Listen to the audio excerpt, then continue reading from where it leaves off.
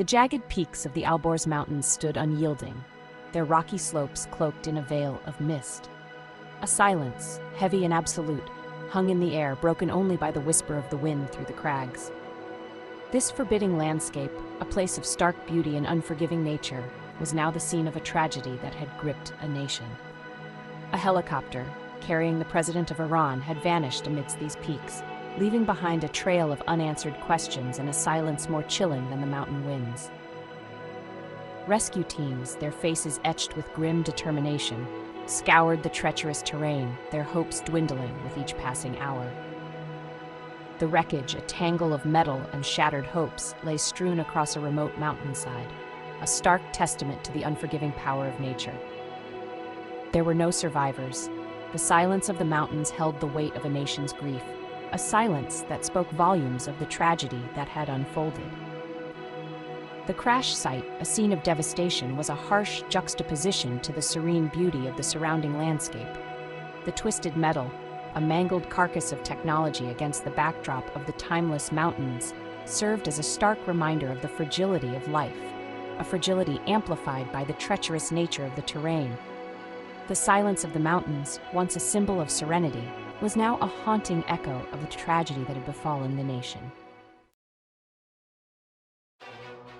The presidential helicopter, a Russian-made Mi-17, was a workhorse of the skies, known for its rugged reliability and ability to navigate challenging terrain.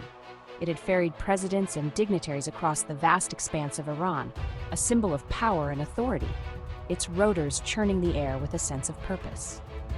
On this fateful day, it embarked on a routine journey, a journey that would end in silence, etched into the unforgiving slopes of the Alborz Mountains. The Mi-17, a descendant of a lineage of military helicopters, had a storied past, its origins rooted in the Cold War. Designed for troop transport and combat operations, its robust construction and powerful engines had proven their worth in conflicts around the globe. Over time, the Mi-17 had shed its military garb, transitioning into a versatile civilian aircraft, serving as a lifeline in disaster relief operations, a workhorse for aerial surveying, and a trusted mode of transport for VIPs. The geopolitical landscape surrounding the crash was fraught with tension. Iran, a nation long accustomed to international scrutiny, found itself navigating a complex web of alliances and rivalries. The crash, with its air of mystery and the loss of a national leader, cast a long shadow over the region, adding another layer of complexity to an already volatile situation. The world watched with bated breath, the silence from the mountains amplifying the uncertainty that gripped the region. The Mi-17, a symbol of Soviet engineering, was born into an era marked by ideological conflict and military posturing.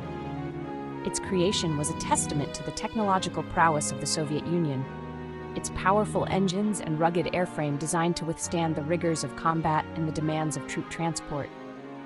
The Mi-17 quickly became a mainstay of the Soviet military, its distinctive silhouette a familiar sight in the skies above Afghanistan and other theaters of conflict. The helicopter's reputation for reliability and ruggedness extended beyond the battlefield. Its adaptability made it a valuable asset in civilian operations, its spacious cabin and powerful lift capacity well suited for a variety of tasks. From transporting essential supplies to disaster-stricken regions to ferrying scientists to remote research outposts, the Mi-17 proved its worth in diverse civilian roles, its military heritage ensuring its ability to operate in challenging environments. Despite its civilian applications, the Mi-17's military roots remained an indelible part of its identity. Its presence in conflict zones served as a reminder of its original purpose, a symbol of the enduring legacy of its Cold War origins.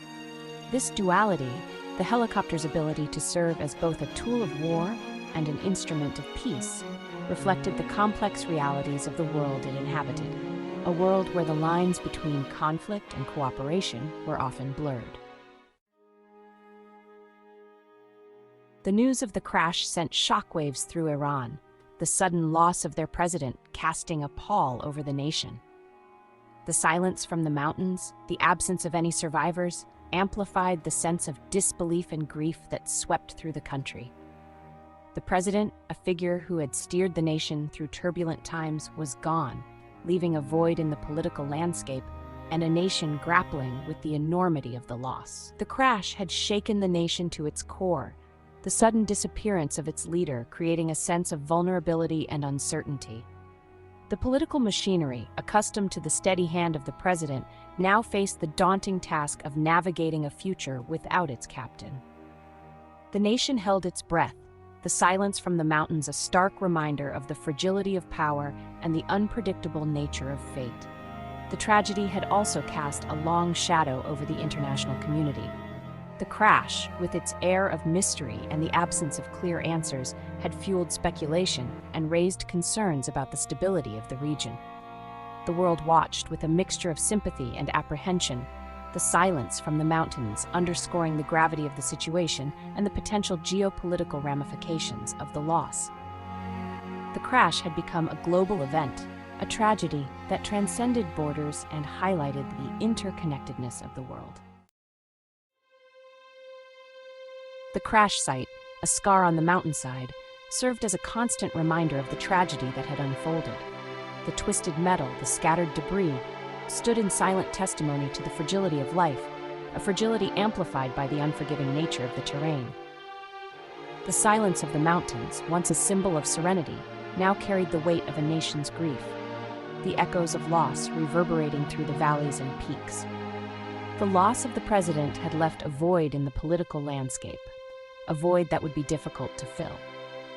The nation, accustomed to his leadership, now faced the daunting task of forging a new path forward, a path fraught with uncertainty and the weight of expectations. The crash had become a defining moment in the nation's history, a moment that would shape its political discourse and influence the course of its future. The tragedy had also served as a stark reminder of the human cost of leadership, the weight of responsibility borne by those who steer nations through turbulent times. The president, a symbol of strength and resilience, had become a victim of fate, his life cut short in a moment of unexpected tragedy. The crash had humanized the face of power, revealing the vulnerability that lay beneath the veneer of authority, a vulnerability shared by all, regardless of position or status. The silence of the mountains, a silence pregnant with meaning, served as a poignant reminder of the enduring power of loss and the profound impact of a life cut short.